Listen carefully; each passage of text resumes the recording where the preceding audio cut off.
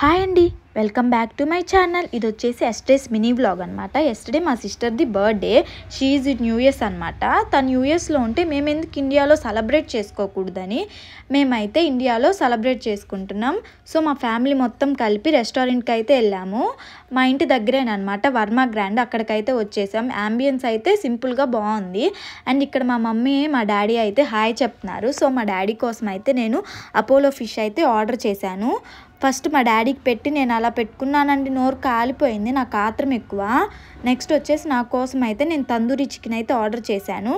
Chicken నాకు ఎలా ఉన్నా ఇష్టమే, అలా అని బాగలేదని కాదు, సూపర్ ఉంది తందూరి కూడా. సో మా మమ్మీ అయితే నాన్ వెజ్లో చికెన్ ఫిష్ తినరు, అందుకని మా మమ్మీకి అయితే స్టార్టర్స్లో పన్నీర్ మెజెస్టిక్ అయితే ఆర్డర్ చేశాను. మా కన్నయ్య అయితే నాన్ వెజ్ తినకూడదు, అందుకని తన కోసం కూడా పన్నీర్ అయితే ఆర్డర్ చేశాను. నెక్స్ట్ మేము వెళ్ళే టైంకి అయితే బిర్యానీస్ అయితే కంప్లీట్ అయిపోయినాయి, అందుకని వచ్చేసి butter non and mutton curry అయితే ఆర్డర్ చేసాను. అవి కూడా సూపర్ ఉన్నాయి. ఈ గ్యాప్లో అయితే మా బిగ్ డాడీ కూడా యాడ్ అయిపోయారు. మాకు మొత్తం మీద 17-10 అయితే పడింది, వర్త్ అనిపించింది. సో ఎక్కడికి వచ్చినా మా తల్లి కొడుకులు ప్రేమ మాత్రం ఆగదనమాట.